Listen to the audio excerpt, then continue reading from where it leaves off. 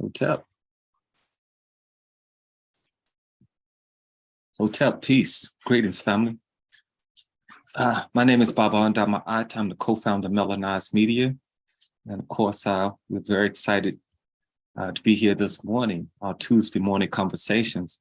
Of course, we're always trying to grow and develop and expand the things that we offer for us when it comes to Black topics, Black information. And of course, one thing that we want to share is always history in the context in our conversation. We always want to identify those historical streams of and share that continuity of the information that we share or talk about. This morning, of course, we're very excited, as always, to be here with the Black conversation, Black information, and our Black history moment. And of course, we don't waste any time, family, because we don't have time to let go by. We want to get started and jump right into it. So I'm going to turn it over to my brother, who's going to be our host and guide us through our conversation this morning. My business partner, brother and friend, Brother Born Logic. Hotel, my brother. Indeed. Peace, Baba Aundar. Peace and greetings, family. Thank y'all for joining us once again on these on these Tuesday morning conversations. But y'all can join us on Sundays too. No doubt. Melaneyesmedia.com if you're looking for the info. But today we're going to be discussing Freedman's Bank. A very interesting topic, something that we think needs a lot more notoriety and attention because a lot happened. And we're going to jump right into it. So what I'm going to do real quick here is get my screen share up so that everyone can at least have a visual, some basic information. And I'm going to let you start us off, Baba Aundar. Yes, sir. Of course, family, when we talk about banking, of course, in every aspect of society in America, we have to deal with racism. But one of the great tragedies that have occurred in banking when it's concerning us as a people was the Freedman's Savings Bank. Brother, we talk about in our presentations reparations and of course the lynching of Black America, but this is one of those stories I think that really speaks to how we lost a great deal of wealth when we didn't have hardly any wealth. You know what I'm saying? Mm-hmm. So just to say that the Freedman Savings Bank was it was a private company, but it was basically commissioned by Congress. And it was established in 1865. And it was basically presented as a Black bank. Now, you could not get loans from the bank, but it was a savings. And the idea was that they would take the pennies that we had at that time as a people coming out of our enslavement. We would put our pennies, and most depositors had no more than $5 to $50 in this bank. And that then the money could be used, of course, to buy land and, establish businesses. But what happened? The bank was promoted as a Black bank, but it was managed and operated by white men. So they had complete control over the operation of the bank. And it was initially established saying that they could not take high risk investment, but eventually they was able to get Congress to change the wording and permit them to take high risk or make high risk investment. Anyway, at the height of its development, the Freedman Savings Bank had 36 banks in 17 states.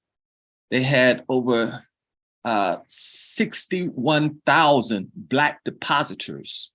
And again, I repeat, family, we're talking about Black people who were depositing anything from $5 to $50. But this was our savings, and this is all we had.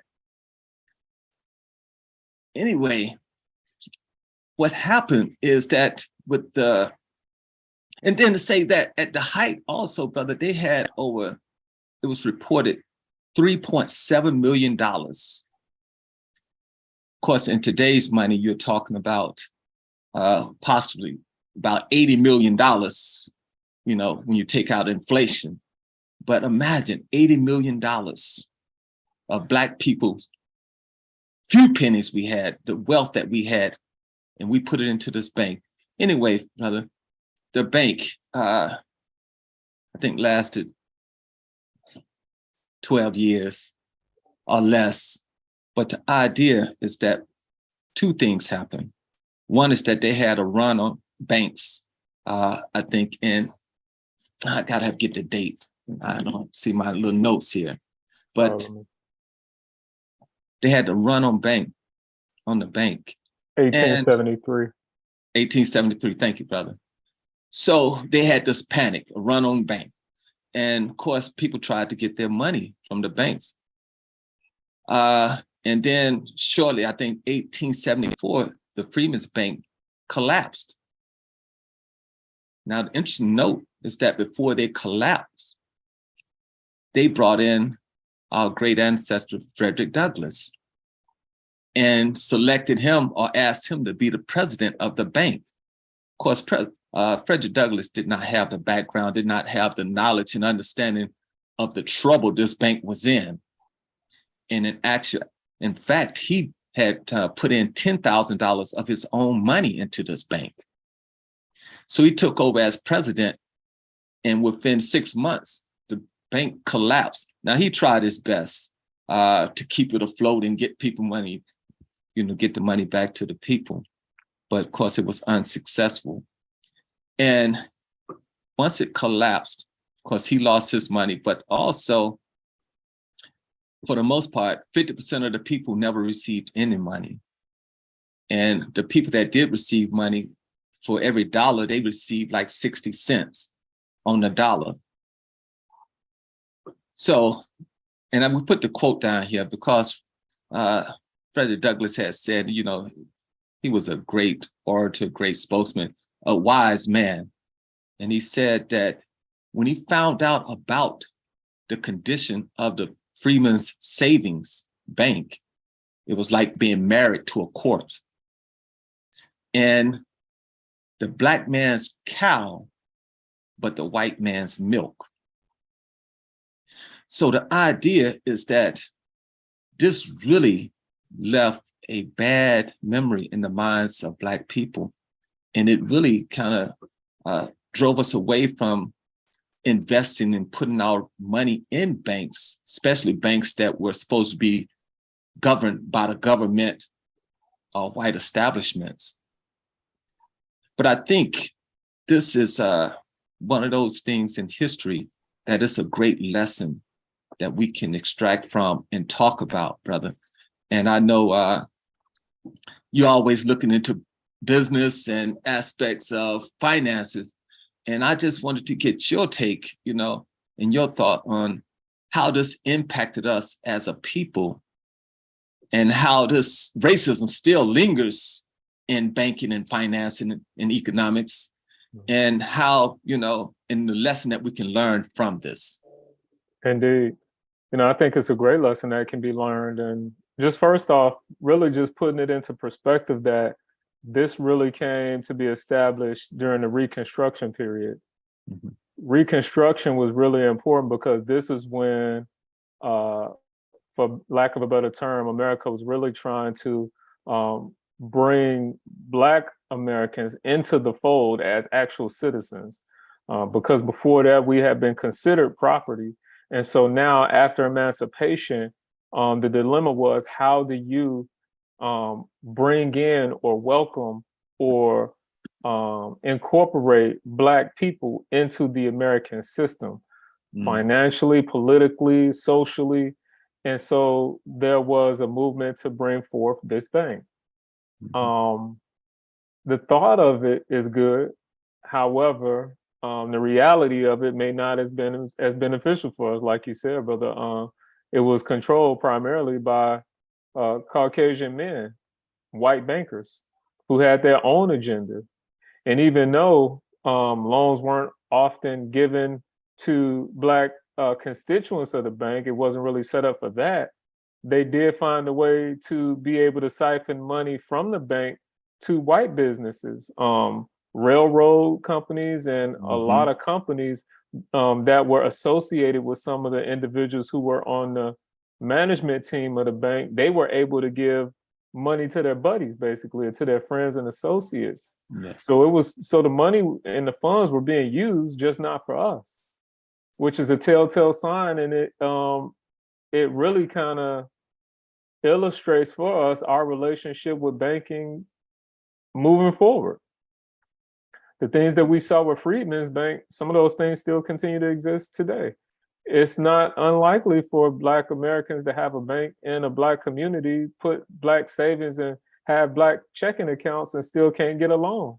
Yes. That happens very often. We know that small businesses are underfunded and have a problem a lot of time securing finances from a bank, especially in the form of loans. And so we really have to look at that. It's no coincidence that Black people for years kept money in the mattress, they would say, or kept it at home. This example that happened here with Freedman's Bank lets us know why we were skeptical, why we were hesitant about putting our money into an institution. And a lot of times we don't even realize the history of these things. We don't trust the medical system sometimes within the Black community. It is not just because we're not a trusting people, it's because we've been taken advantage of time and time again. And so when you look at even as early as, I believe, last year, Wells Fargo was cited as giving higher interest rates to Black people that were looking for home loans, for loans on a house. Wells Fargo has a reputation of that, actually.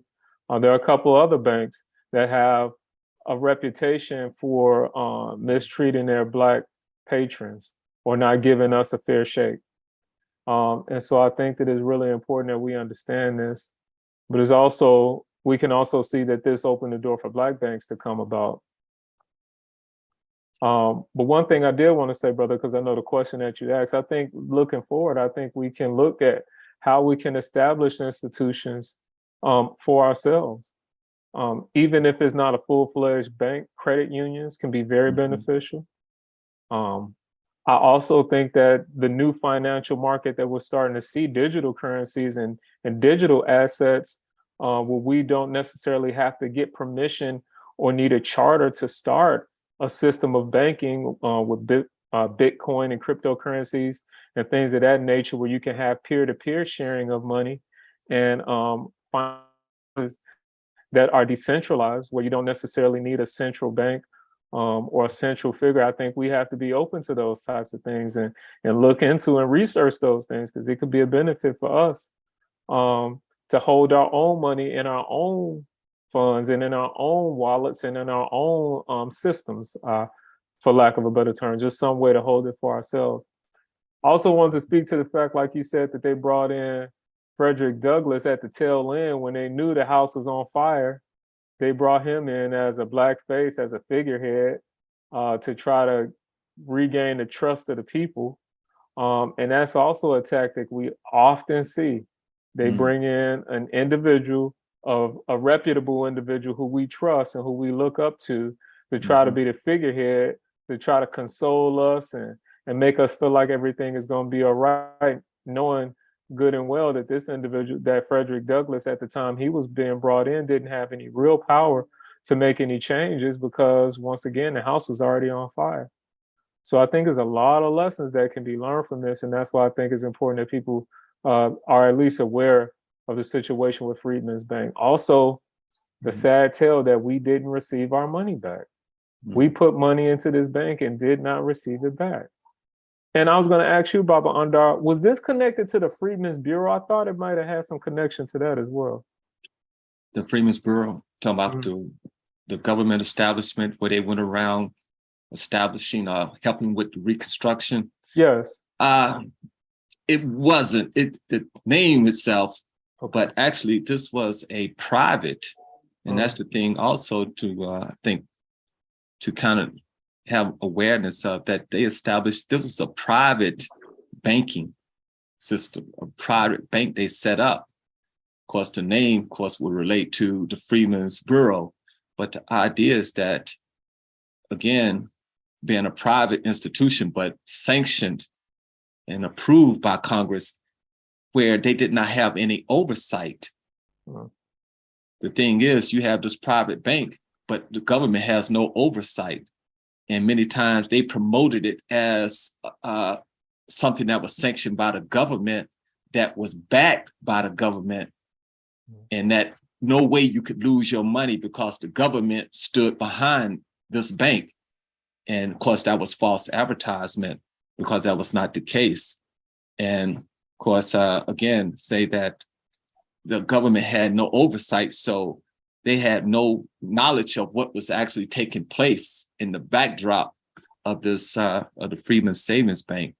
And of course, by the time they came in, they saw, as they say, the books had been cooked and everybody was, and I think you explained it beautifully, brother, because they was, of course, definitely sharing money with their family, friends, and other business partners, where they was taking dead loans off of other banks' books and putting it on the books of the Freedman Savings Bank.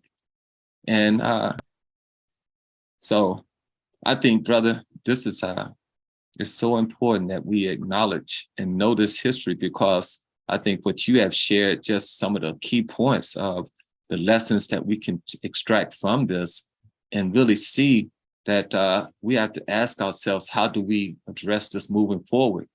And at another time, I think maybe we can talk about some of the Black banks that did come into existence in the late 1800s and early 1900s, and how these Black banks were very important and contributed greatly to Black communities here in America, for us as a people. And because when you mentioned the idea and the fact that, hey, we need to start looking at how we can establish our own banking institutions, financial institutions, looking at alternative ways in which we can build our wealth as a people, I think is a great point. Indeed. And it really just made me think when you were speaking, I mean, just once again, just really imagining fresh out of slavery. I mean, fresh out of a system of enslavement, we were still able to gather the small amount of money that we had. Even if it was small, it was still ours. Yes. And coming into a system, really striving to do the right thing, immerse ourselves in the system, and follow the American dream, put our money into a bank, and then not to receive anything, and for our money to be taken with no recompense. That's the other thing. Yes. And so when we speak about reparations and things of that nature, I mean, all of these things play a part in that. There's a whole bank set up and swindled people out of their money because they chose to do, other things with it. And it's only because we're Black. We cannot, yes, relinquish that fact either. It was because of who we are. Mm-hmm. And so, and because we were in a vulnerable position, they knew we didn't have institutions. They knew that white banks wouldn't accept Black money a lot of times. Mm-hmm. And so I definitely agree with you. And I look forward to, some of our conversations in the future where we definitely can look at the Black banks and see how establishments did come about to be able to provide loans and financial services for Black people in America. But this story of Freedman's Bank, once again, is a real lesson. And hopefully we can learn from these things. One, I think, is we need to be aware of it first off. Yes. So we can see the pitfalls. But this also makes me think about things like redlining, yes. where the banks colluded with construction of, white suburbs and didn't allow Black people to purchase homes in certain areas. That all came basically through the banking system as well. It also makes me think about how banks financed the slave trade, how they were involved in it. And so the history of banking and our relationship as Black people with banks has been very rocky. And so something to definitely understand. Yeah. Because as you were saying that, brother, just made me think more recently, when they had the housing crash, mortgage crash, and how much money, because they said for some, they said that a lot of Black people lost a great deal of wealth in that market crash because, these high interest loans were just, took off, and we was not able to maintain the house or the property that we had purchased. Mhm. So, but that's connected again to the banks. And then how you have, of course, the government comes in and stabilizes the banking system, but yet those people, for especially us as a people, it did not trickle down and to help us, be able to save ourselves in the sense of saving our homes, our property that we have purchased. So, when you talk about some of the things that we have experienced historically, starting right here, we really start to see that the financial institutions have not been our friends, in many ways. And I think we just have to be, and I'll say this, I think I was listening to Dr. John Henry Clark, our great ancestor historian, and he was saying that, one of our great strengths as a people is our appreciation and reaching and loving and being kind to strangers and being receptive to working with people and feeling that they're going to be trustworthy, they're going to do the right thing. But then he says, as it could be our strength, but it also can sometimes be a weakness because sometimes we look to these institutions and we trust these institutions to do the right thing. And too often we're finding that these institutions are taking advantage of us as a people. So now we have to really start to consider what institutions that we can build that's going to be worthy of our trust. Indeed. And I think that was a really great point, brother. And I want to say I really appreciate this opportunity just to speak on this topic. I really enjoyed it. And I hope the family that's listening and that will be listening in the future gain some value from this, because once again, this is a valuable lesson and a piece of history, a piece of our history that's not often shared that we definitely need to be aware of. Mm-hmm. So again, brother, I appreciate the opportunity, for us to come in on this Tuesday morning, have this conversation, share a little history, and hopefully, as you just said, brother, that our family and community out there will appreciate the information, have this kind of conversation, and then start helping us to plan a greater future for ourselves. Absolutely.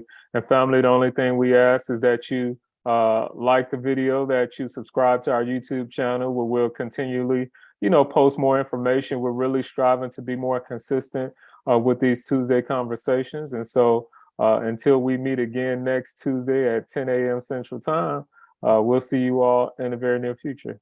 Peace, family. All right, hotel family, peace.